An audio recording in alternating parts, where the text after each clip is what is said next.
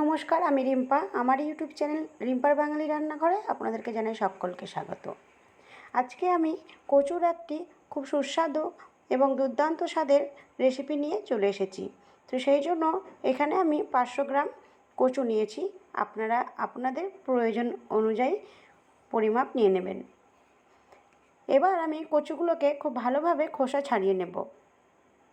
খুব সুন্দরভাবে কচুগুলোকে খোসা ছাড়িয়ে নিতে হবে। দেখুন, এখানে খোসাগুলো খুব ভালোভাবে আমি ছাড়িয়ে নিচ্ছি। এই যে এইভাবে খোসাটা ছাড়িয়ে নিয়ে এবার এগুলোকে এক এক করে জলে দিয়ে খুব ভালোভাবে ধুয়ে নিতে হবে। আমি দু তিনবার জল পাল্টে পাল্টে ধুয়ে নিয়েছি।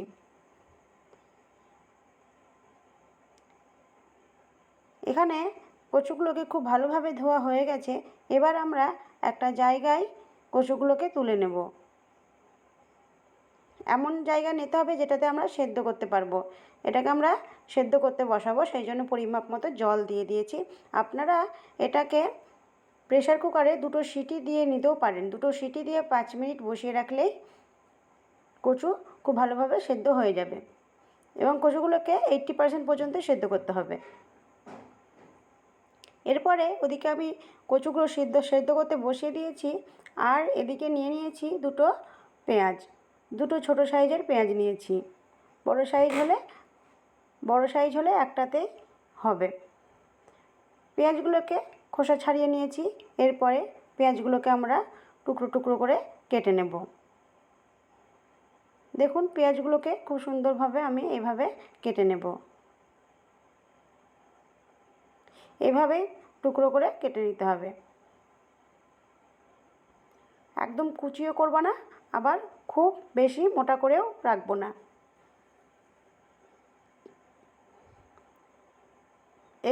এই রেসিপিটা একেবারেই বিনা মশলাতে হবে।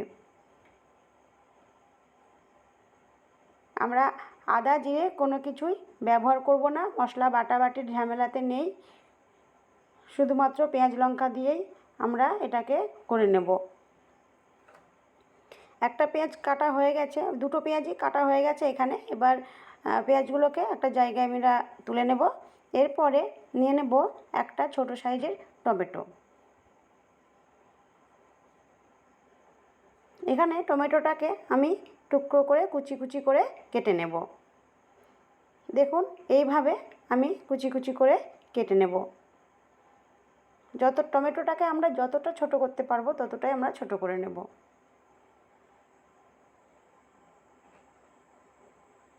আমরা এভাবে কুচি কুচি করে এখানে সমস্ত টমেটোটাকে কেটে নিয়েছি।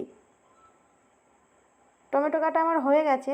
এবার এই টমেটোটাকে জায়গাটায় আমরা তুলে নেব। টমেটোটাকে আমরা একটা জায়গায় তুলে নিয়েছি। দেখুন, টমেটো পেঁয়াজ আমাদের কাটা হয়ে গেছে। এবার আমরা শুধু নেব 2টো কাঁচা লঙ্কা। আপনারা কাঁচা লঙ্কাটা বাড়িয়ে বা কমিয়ে নিতেও পারেন। 2টো জায়গায় আপনারা 3টে 4টে বা একটা ব্যবহার করতেও পারেন। এদিকে আমাদের কচুগুলো সেদ্ধ হয়ে গেছে। কচুগুলো আমরা 80% পর্যন্ত সেদ্ধ করে নেব। আবার বলে রাখি, কচুগুলো কিন্তু আপনারা প্রেসার কুকারেও সেদ্ধ করে নিতে পারেন। সেক্ষেত্রে 2টো সিটি দিয়ে 5 মিনিট বসিয়ে রাখলেই হবে। এরপরে কচুগুলোকে একটা জায়গায় জল ঝরিয়ে নিয়েছি। এরপরে গ্যাস ওভেনে কড়াই বসিয়ে দিয়ে দেবো তেল, 5 ফোড়ন, তেজপাতা আর কাঁচা লঙ্কা। এখানে 5 ফোড়নটা কিন্তু একদম জরুরি। 5 ফোড়নটার জন্যই আমাদের টেস্টটা হবে। এরপরে পেঁয়াজগুলোকে আমরা একটু লালচে করে ভেজে নেব। পেঁয়াজ লঙ্কা সবগুলোকে আমরা একটু লালচে করে ভেজে নেব। দেখুন, এইভাবে আমরা পেঁয়াজগুলোকে ভেজে নিচ্ছি।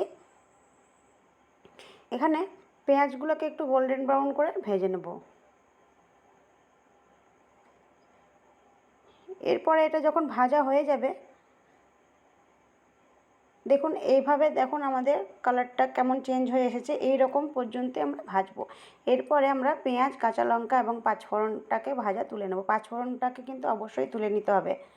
এবং যে তেলটা পড়ে থাকলো তার মধ্যে দিয়ে দেব আমরা যে কুচি করে টমেটো রেখেছিলাম, সেই টমেটো কুচিটাকে দিয়ে দিলাম। এখানে টমেটোটাকে দিয়ে খানিকক্ষণ নাড়াচাড়া করে নেব। 2-1 বার নাড়াচাড়া করে নিয়ে আমরা যে সেদ্ধ করে রেখেছিলাম কচুগুলোকে, সেগুলোকে এই টমেটো আর তেলের মধ্যে দিয়ে দেব। একটুখানি নাড়বো, ব্যাস হয়ে গেছে।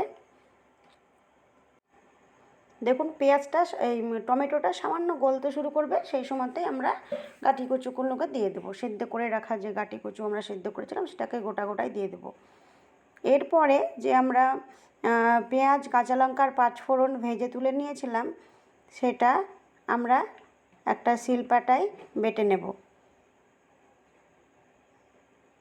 এই মশলার ফ্লেভারটা কিন্তু খুব সুস্বাদু হয়।